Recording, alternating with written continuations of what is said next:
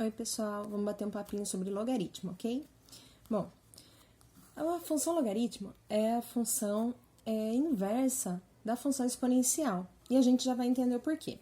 Olha só, esse A é o que eu chamo de logaritmando, o B de base, e esse X é o logaritmo. Então, quando eu digo log de A na base B é igual a X, como que eu faço para resolver? Para resolver, eu me pergunto, a base elevado a quanto vai dar o A? Ou seja, B elevado a X é igual a A. E eu tenho que descobrir qual é o valor desse X, que eu elevando o valor da minha base vai resultar no meu logaritmando, ok? Só que a gente tem algumas condições de existência para que isso seja possível. Qual é a condição de existência? Bom, o logaritmando tem que ser diferente de zero e maior que zero, e a base tem que ser maior que zero. Então, eu não posso usar base negativa nem igual a zero, e eu não posso usar o A negativo ou igual a zero, tá? Então, isso serve a condição para existir o logaritmo. Bom, atenção. Ops, caiu um copinho. Ó, quando eu falo log de A na base 10, eu não costumo colocar a base, então a gente não põe a base. A gente escreve só log de A. Quando tá o log de A, significa que é base 10, tá? Então, sempre que é base 10, não fica discriminado aqui, ok? Bom, logaritmo tem algumas propriedades importantes. Quais são elas? Log de 1 na base B. Log de 1 na base B igual a zero. Por quê? Porque qualquer base, independente do valor elevado a zero, vai dar 1. Então, sempre que for log de 1, o resultado é zero, independente da minha base. Log de A na base A. Quando o logaritmando é igual a base, a resposta sempre será 1. Por quê? Porque todo número elevado a 1 vai dar ele mesmo. Log de A elevado a N na base A é igual a N, ao próprio expoente que está aqui. Por quê? A elevado a N é igual a elevado a N, ok? Isso também tem outra propriedade que a gente vai ver já já.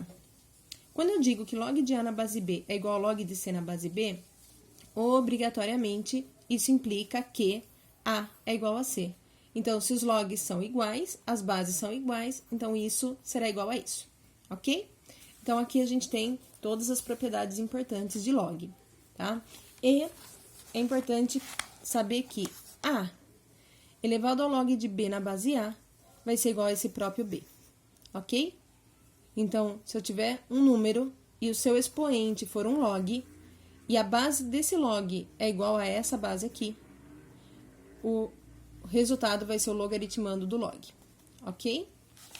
Bom, a gente tem aqui algumas coisas bem importantes. Eu vou começar com isso aqui, tá? E, ó, nem vou fazer edição de vídeo, porque isso aqui é para vocês compreenderem de uma maneira simples. Então, eu não vou ficar fazendo aquele trabalho profissa, porque vocês sabem que eu sou autêntica, né? Então, vamos lá.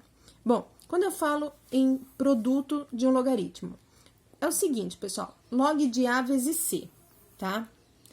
Se eu tenho aqui um número que estão multiplicando, ou um número que eu possa desmembrar e transformá-lo numa multiplicação, eu posso transformar isso aqui em log de A na base B mais log de C na base B.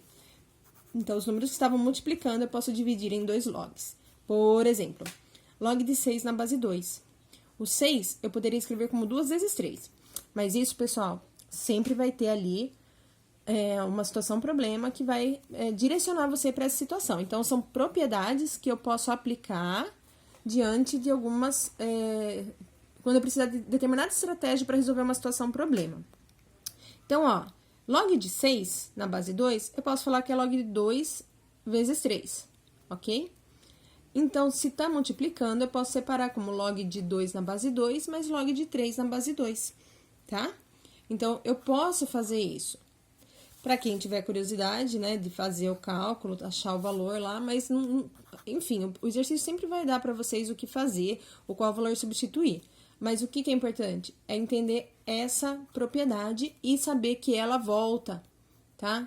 Se eu tiver log de 2 mais log de 3, eu posso reescrever como log de 2 vezes 3, ou seja, o log de 6, tá? Então, essa é a propriedade do produto. Somente quando estão multiplicando, eu transformo em dois logs que se somam. Quando é quociente, ou seja, divisão, então log de A dividido por C, eu vou aplicar a mesma propriedade, só que agora subtraindo. Log de A menos o log de C, tá? Então, é a mesma propriedade. Por exemplo, se eu tiver log de 5, eu posso falar que o log de 5 é log de 10 dividido por 2? E eu posso falar que isso, então, é log de 10 menos o log de 2, tá? Então, é esse tipo de propriedade que a gente usa conforme a conveniência, ok? E se aparecer isso aqui e for pertinente, eu posso fazer o caminho contrário, tá? Ó, lembra que eu falei lá da potência? Ó, tem uma propriedade que é o log de A na base B elevado a N, tá? Esse pode ser qualquer número. Esse N vai pra frente, multiplicando. Então, fica N log de A na base B.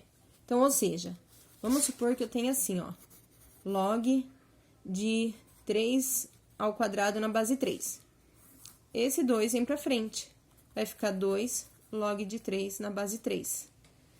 Como isso aqui a gente sabe que é 1, então o resultado seria 2, que é o próprio expoente. Ah, mas e se for outra base? A propriedade de jogar o número pra frente é a mesma, serve do mesmo jeito. Eu jogo o expoente pra frente, multiplicando o log, e, sendo possível, eu resolvo o log, ok? E se o meu expoente estiver na base, tá? Então, ó, se o expoente estiver na base, log de A na base B elevado a N, o N também vem pra frente. Opa! Ele também vem pra frente, só que dividindo. Então, ficaria 1 sobre o expoente da base. Então, se eu tivesse assim, ó, log de 3 na base 9. Esse 9, eu posso escrever como 3 ao quadrado, ó. Log de 3 na base 3 ao quadrado. Esse 2, então, ele vai pra frente, na forma de meio. Meio log de 3 na base 3.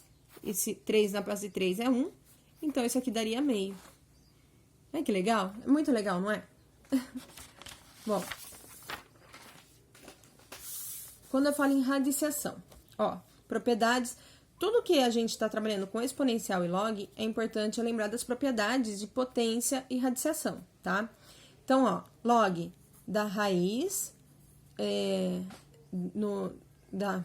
na raiz A de índice N, tá? Então, a enésima raiz de A, na base B. Então, ó, o que eu faço? Eu reescrevo essa raiz na forma de expoente, tá? Na forma de fração. Então, por exemplo, vamos supor que eu tenho assim, ó, log de raiz cúbica de A ao quadrado, tá? Isso aqui, ó, eu escrevo como log de A elevado a 2/3. O que tá dentro da raiz vai em cima, o que tá fora da raiz vai embaixo. Eu costumo falar que isso aqui é a casinha e dentro tá os filhinhos. Então, o papai, que é o mais forte, tá fora, né? Ou a mamãe, que é mais forte, tá fora. E às vezes a mamãe é mais forte, às vezes o papai é mais forte, não importa. Quem cuida da família é o mais forte, tá fora. E aí, quando vai escrever o A, ó, ele fica aqui, o mais forte carrega o filhinho que tá em casa. O filhinho que tá aqui, tá? Então, ficaria A elevado a 2/3. Ah, eu sei, o exemplo é tonto, mas ajuda algumas pessoas a gravar, tá? E agora, pessoal, se alguém pensa ou futuramente pensar em vestibular da FUVEST, isso aqui é de extrema importância, ok, pessoal? A mudança de base é muito importante. Olha só, log de A na base B. Como que eu reescrevo isso mudando a base, tá? Então, eu vou escrever como log de A na base C, dividido por log de B na base C. Como assim? Então, ó, vamos supor que eu tenho aqui log de 2/5. Ah, mas eu preciso deles na base 10. Então, eu escrevo log de 2 na base 10, dividido por log de 5 na base 10. Lembrando que quando é base 10, eu não preciso pôr a base, ok? Então, isso é fazer mudança de base e eu resolvo chegando no resultado. tá joia? Na FUVEST, que é muito exercício em que eles trabalham situações que você tem que fazer várias mudanças de base para simplificar uma expressão. Ó, e uma coisa importante, algumas vezes em logaritmo, eles trabalham o log na base Euler. E aí, em vez de escrever log na base Euler, eles colocam ln. Então, sempre que você vê o termo ln, significa que é log na base Euler, tá bom? E as propriedades para ln é a mesma que para log, só muda a base, que a base é Euler. Quando é base 10, a gente só escreve log. Quando é base Euler, a gente escreve ln, ok? E, encerrando essa super revisão aqui de log, os gráficos da função log. Então, olha, a função é log de x na base b. Não existe x igual a zero, tá? Ele nunca vai encostar em y, tá? Então, não existe x negativo. Então, o x nunca vai ser zero e nem negativo, tá bom? Quem é x? É o logaritmando, tá? Então, olha só. Quando essa base for maior que 1, tá? Para qualquer número maior que 1, ela vai ser uma função crescente e vai ter esse comportamento cortando no ponto 1. Por quê? Toda base elevado a zero vai dar 1. Então, quando o y é zero, o x vale 1. E é o ponto onde corta sempre a função exponencial, sempre vai cortar no x igual a 1. Quando a função é decrescente? Quando eu tenho, pessoal... Eita, peraí. Quando eu tenho a base entre 0 e 1. Então, sempre que ela for um número decimal, né, uma fração, ó, por exemplo, meio, 1/3, 1/4, 1/5, 1/6, 1/7, 1/8, qualquer número que esteja entre 0 e 1. Todo número que, se eu fosse fazer a divisão, eu começaria com 0, tá? 0, ele tá entre 0 e 1. Então, ela vai ser decrescente e o comportamento dela vai ser esse aqui, também passando no ponto 1, tá? Então, corta o eixo x no ponto 1, ok? E o que a gente tem? Que o domínio da minha função vai ser o conjunto dos reais diferentes de 0, positivo. E a minha imagem é o conjunto dos reais, tá? Esse asterisco indica que o 0 não entra e esse mais indica que somente faz parte os números positivos, tá? Maiores que 0. E para a função decrescente é a mesma coisa. O domínio vai ser o conjunto dos reais diferente de 0, estritamente positivos, e a minha imagem é o conjunto dos reais, porque o y, ele vai atingir todos os valores, tá? Ele só não vai ter o y, não vai ter todos os valores, porque quando o y é 0, o x é 1, então todos os valores aqui fazem parte da minha imagem, tá? Então, por isso é o reais. Quem vai ser limitante é o meu domínio. Domínio são sempre os valores de x, ok? Imagem são sempre os valores de y. O x é o eixo das abscissas, que é a linha horizontal, e o y é o eixo das ordenadas, tá? Que muitas vezes a gente chama de f de x, e é a linha que fica na vertical, ok? Pessoal, essa é a revisão nossa, espero que tenham entendido, que fique claro, e bora fazer exercício.